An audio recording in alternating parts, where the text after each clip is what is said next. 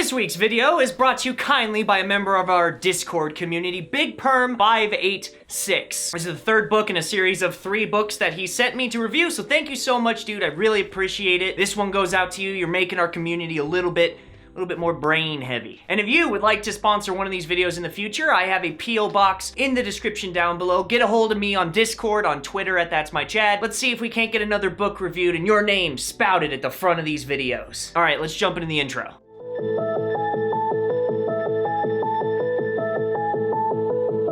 Hey, what's going on, everybody? My name is Chad, and this week we are covering the infamous. This is Japanese for busy people. And you might be asking yourself, Chad, what is so controversial about that? Well, you see, this is a book for people so busy that they can't be bothered in 50% of the versions they put out of this book to learn kana. That's right, this book is made for such a small niche that half of its users don't have the 48 hours it takes to get a basic grasp of kana, and thus are of course gonna stick around for 2 months to finish the actual book itself. Ha ha ha. Jokes aside, we're doing the kana version, obviously, in this review. I'm not going to go over the cheater kana version, the romanji as some call it. So yes, although it's a joke, it's not really worth it for me to review a book where there's essentially no Japanese in it, because what's the point? So for those of you who've already studied kana and you're here to look at Japanese for busy people, thanks to Big Perm, I get the chance to get real handsy with it, real hands-on,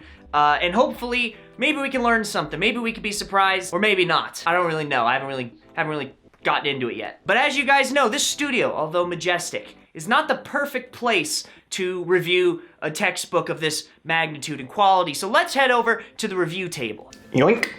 Oh, here we are, boys. It is the third and final book review that we're gonna be doing here today. This is Japanese for Busy People, an all-new edition of the all-time best-selling textbook. I don't know if that's true, but if they printed it, I don't know, maybe it is. I do know that there are 3 editions, this being the last one. All they did was really separate the different volumes of the book. I don't think that matters to this one, to be perfectly honest with you, as well as the fact that it does come with one of these worthless pieces of garbage here. Sure, you guys know my opinion on these. They go directly in the trash, and I would actually throw this in the trash if I bought this book. But a fan of the channel gave me this to review, so I'm gonna treat it with the utmost respect. I do want to apologize for the little bit of glare that's on the book. This is a really shiny cover, and there's always usually some glare, but this is obscene, so we're just gonna flip to my notes on the inside of the book. I'm sure I said this in the intro that there is a romanji version, what I call cheater kana version of this book. Do not waste your money. It's literally not even worth buying it. Kana does not take that long to learn. It's not like kanji.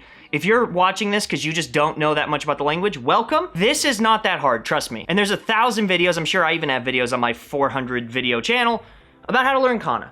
Don't be afraid. Don't just buy a romanji book because you're scared. You'll be okay, trust me. So just skip that version. We're only gonna focus on the kana version of this book. As you can see, we're looking at about $27 US, 36 Canadian. That's in the ballpark. Usually on Amazon, it'll be like discounted to 25. I guess the big question is this actually at all worth it for $25? Well, the format of this book is kind of twofold. It really can be used in a classroom. It's also able to be self-studied, but I want to compare it to other books in a similar fashion. Books, specifically textbooks that aren't just self-study. Things like the Genki books, and this is Beginning Japanese, which is meant to be self-studied, but can also be used in the context of a classroom. There are beginning textbooks like Mina no Nihongo, which really is kind of meant to be in a classroom, so I'm excluding those from my comparison. However, at first glance, you can really see all of these, I think except for this guy, have multiple editions. This is the first of 3. Genki usually has 2 books, and then there's the integrated approach to intermediate Japanese, which is kind of like a Genki 3. But take a look at this. I don't know if you guys can really tell from this angle or not. You can see already the Genki books, at least in their book 1, is way more substantial than the book 1 here, and you can also tell from these other like beginning Japanese. I mean, it's almost twice the size. In fact, just between these two, which again, if you're new to Japanese, Genki tends to be the standard bearer for like, this is the largest shareholder of beginner textbooks in learning Japanese, by far. Genki's probably the biggest one, followed by Mina no Nihongo. Man, I sound American there. Nihongo? Ugh, I've been in this country too long. I need Rona to be over. In fact, this is 100 pages more dense than this, and when we get into the book, you'll kind of see why when how the textbook is set up. But before I get into that, I do want to give my final kind of warning, or maybe, I don't know, disclaimer. I am not showing you the entirety of the book, every page, everything that's going on. If you like this book, please, please, please go support these people. Buy it legally. Any textbook really, is hard to make, and it takes a lot of time and a lot of resources, and it takes years to learn the language in order to be able to make textbooks. So do not just pirate these books, go support these guys. They work hard. Even if we don't like one of the textbooks here, I always, always, always suggest that you go support them. I'm only gonna show you the parts of the textbook that is necessary for me to critique it well, and that's it. So with that being said, let's jump into kind of what's going on with the books. So in every single book that you have in this series, they go by units and chapters. Very similar to pretty much every other book that's out there.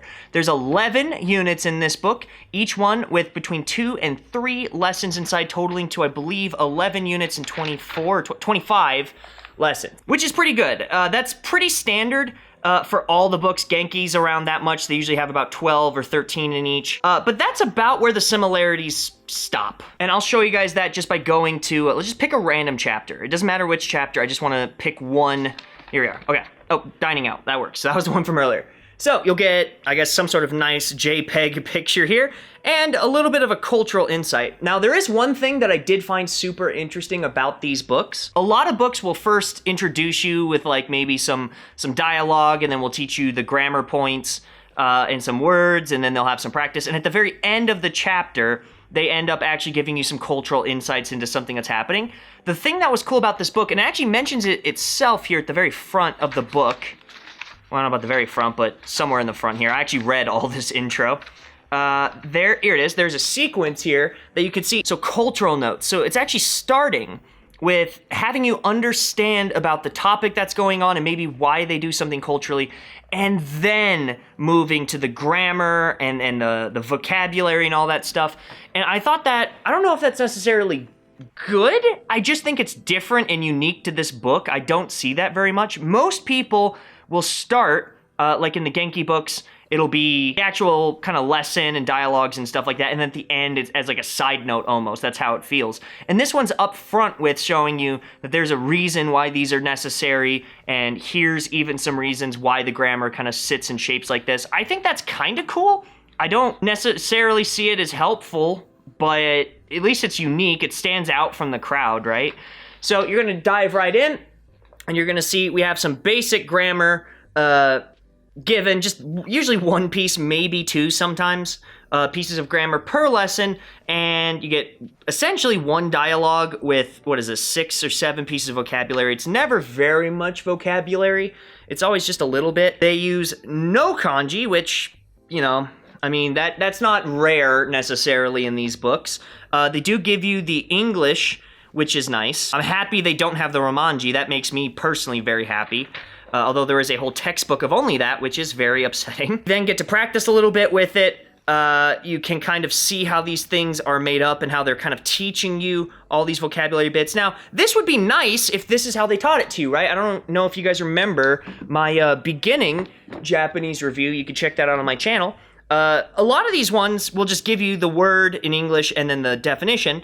And I like books that kind of make you see this guy's eating, so tabemasu. This guy's drinking, in contrast to eating, so nomimasu. I like that, but they kind of screwed up because they just give it to you at the bottom anyways. Which, you know, fine. I mean, I don't hate word lists, and I don't hate, you know, learning an English word attached to the Japanese, especially at the start. It's just, that makes something unique, and I like uniqueness in textbooks. I think it's interesting, but this is just completely run-of-the-mill. In fact, everything you'll encounter here, there's nothing outstanding. There's nothing in here that makes me go, you need this over any other textbook, especially for the price. They give you the same charts you see in even the worst textbooks. The thing that actually I would say is a negative for this textbook they do not give you enough practice work. Genki has so much practice work in this book for each and every chapter. The more that you'll dive into this book, guys, you'll see that it is severely lacking in the amount of stuff that's going to have you do comparatively to the other books that are going on. It's not insufficient, but it is certainly not great, in my opinion. I think it could do more. Especially near the end of the book. But, you know, maybe I'm just being picky and choosy. I don't think that's something that you guys will really notice at the beginning. I think it's something you're going to look back in hindsight and be like, man, I wish I really did more with these concepts so I could get them deeper into my subconscious so they become second nature rather than having this kind of frontal cortex, like fast memory of these things. My next complaint about this book, frankly, is just what it covers in this version. I actually went to the very back of this book where they have their English to Japanese glossaries, and I counted every single one of these words. By the way, these words also include all of the grammar points. So they didn't even separate out grammar glossary from the word glossary because it would be kind of embarrassing how little you learn in this book. And from what I read, it was about 740 pieces of information in total. Vocabulary as well as grammar, and there's obviously no kanji in here.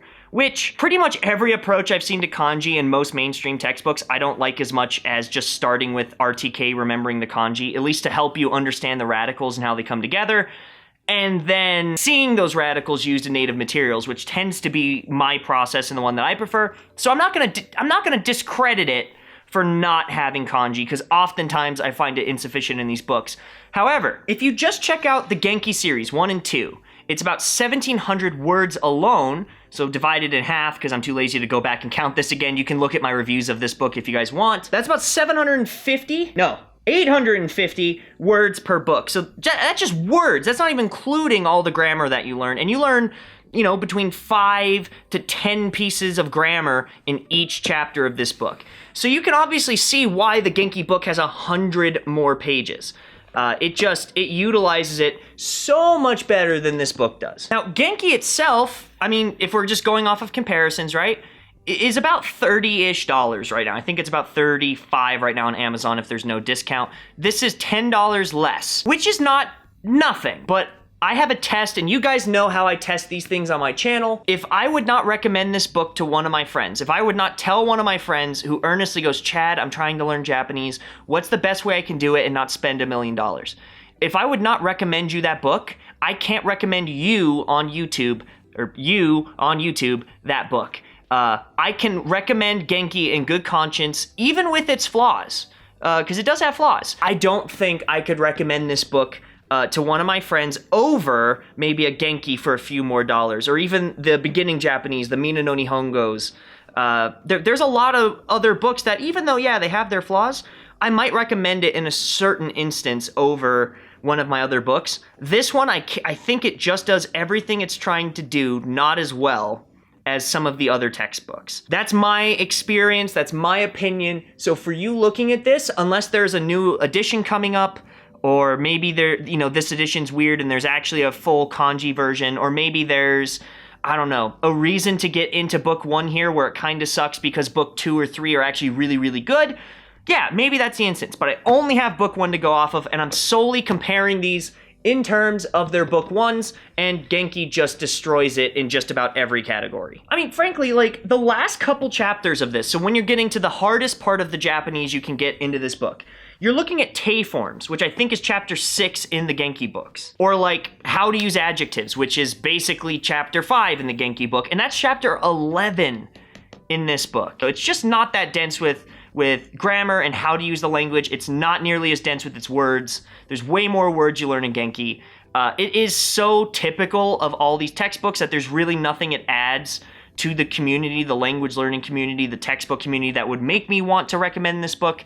So all in all, this is a pass for me, but I could be wrong. These are my opinions. I've only looked at this book. Maybe yours are different. Let's head back to Studio Chad, and I'll let you guys tell me what you think. Thank you, Hands-On Chad. Welcome back, everybody. What did you think? Did this meet your expectations, exceed your expectations? Is this a book that you would like to actually buy for some reason? Do you like this book? Do you hate this book? Any of your comments, let me know down in the comment box down below. I do personally read all of them. And not just for me, there are lots of people who want to see a community consensus of a book, so by you telling your thoughts of what you thought of when you saw it here, or maybe used it yourself, we can make the entire Japanese learning community smarter, hopefully, by giving people a huge place to read different opinions. But this will tell people 5, 10 years from now, as long as YouTube doesn't collapse, what these books are like, is it worth their money, and you might be helping someone years down the line that you'll never meet learn Japanese the way that you did, and I think that's kind of cool. If you guys like this video, be sure to like it down below. If you have any questions, comments, concerns, or compliments, you can leave them all down below, and like I said earlier, I do personally read all of them. Big shout out to the Patreons, members of the Manga Club, who during the Rona times have been consistent, and not only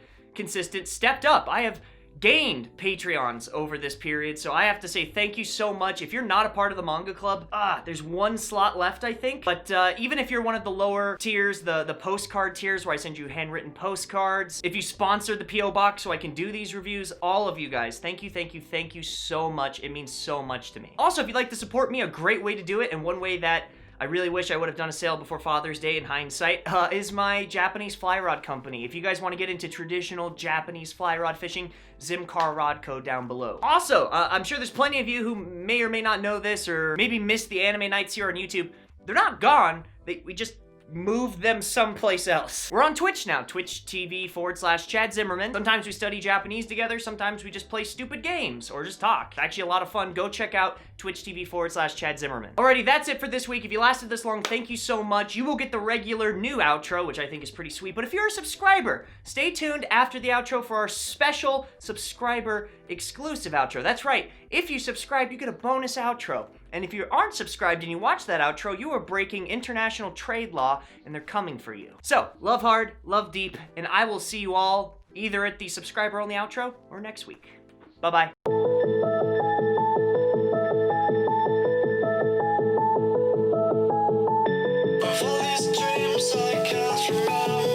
Okay, it should all be gone, hopefully. So, subscriber only outro, right? This one was super fun. I actually got to see my family a ton this week because it was my brother and sister's birthday. Happy birthday, guys. As well as Father's Day. So I got to see everybody, and my mom gave me 2 books from my childhood. One of them was a poetry book that I memorized for a talent show. The other one is a scrapbook I made when I was probably in 5th grade about my life up until that point. And I figured, what more fitting of an outro? So let's go to the review table to review Chad's first scrapbook. Skirt! Alrighty guys, so outro time here. Super special subscriber only outro. So if you're here, you're obviously a subscriber. Thank you so much. You make all this nonsense possible. This is a scrapbook that I made apparently when I was in like 5th grade. And my mom gave it to me because she's been seeing these subscriber only outros and likes them. I don't think she actually gave this to me to be on that, but that's what's gonna be today. So thanks, Mom, appreciate it. I just want to show you guys maybe a piece of what it's like to be a young Master Chad. And obviously, these are in kind of fluorescent, I don't know, paper, so I'm sorry if some of these are hard to see, but look at it, look at this little baby Chad. Look at it, he's so cute. This is, as you can see, I wrote this when I was really young. Jan 6th, 1994. Wow, that's a messed up J. 6 pounds, 10.5 ounces, and, wow, 18 inches. Boy, it's the only time in my life I could say that, huh? And we come over here. Okay, so this is Geezer. Geezer, I believe, was gone when I was here. This is my dad's dog, and we have lots of stories about Geezer. He's named after Geezer Butler from Van Halen, and apparently he was a great dog. I think he was a pity, but I can't remember, or some type of pit mix. But I always thought he was cool. That's why I had the flames. This is me in 2000. This is me in Halloween. I was Cyclops. And this is my best buddy back then, Preston. Gosh, I hope people in this book don't mind me showing their faces. And Lisa, who were elementary friends of mine. I think this was our Halloween party. Man, look at that handsome boy. Who would have guessed? Oh, look, I'm wearing sandals with socks. Oh, I was a mess. I was a mess even then. Oh, I was a mess. Look at that. Oh, yeah. That's cultural appropriation when I was like 6 years old. Although, I will say this. This backpack is Darth Maul. This is a Darth Maul backpack because I was a huge fan of the prequels growing up. Also, complete white trash. Look at that freaking rat tail. Whoo! Christmas, me with my sick drum set, me and my Uncle Rob opening presents. This is my grandfather here. I'll zoom in for this one. I don't know if you guys can actually see this or not. There, that's probably better. So we would always read, that's this book that my cousin's holding there, The Night Before Christmas. And so after we would say, "and all a good night," we'd hear Christmas bells, and one of my grandfather's neighbors would dress up like Santa and would give us our gifts. So this was a really cool memory from when we were kids. You also have, oh man, look at that Game Boy. Oh yeah. Oh, so this is the Game Boy. Hopefully you guys can see this and the glare's not too bad. This is the Game Boy that the screen wasn't even backlit, so you had to have the little light adapter thing there. I made this about my pets, but I'm more happy that I have pictures of me with my original Game Boy. That's really cool, actually. And then obviously, apparently, I don't know how family trees work, because that's me, and somehow my dad is above my grandparents, and I'm above my mom. I know I'm not this redneck, but I'm not going to change this, because this is really funny to me. Oh, yeah, that's the one the internet needs. There you guys go. Thanks for subscribing, everybody. This is for you. Oh yeah, I got second in state in a taekwondo sparring tournament when I was like super young. That's young Chad there, and you can actually, I don't know if you guys can see it. Hopefully, I'll zoom in. If not, that's me getting my arm raised up because I actually won that fight. I don't know how this even works, to be honest with you, but apparently I won and I got a silver medal. And this was for all the taekwondo gyms in the state, which was really cool. So apparently, I used to be able to punch pretty hard. And then, oh, look at that haircut. Man, K-pop boys had nothing on me. Look at those shaved sides and the bowl cut. Oh, and it's the Little Warrior movie. Oh, I hope you guys can see that. I can't believe I had that t-shirt. I still love that movie. Oh, I was adorable. 1998, huh? I was 4 years old. Gosh, that was so cool. All right, thank you guys for subscribing. I appreciate it. Have a good week. Love hard and love deep.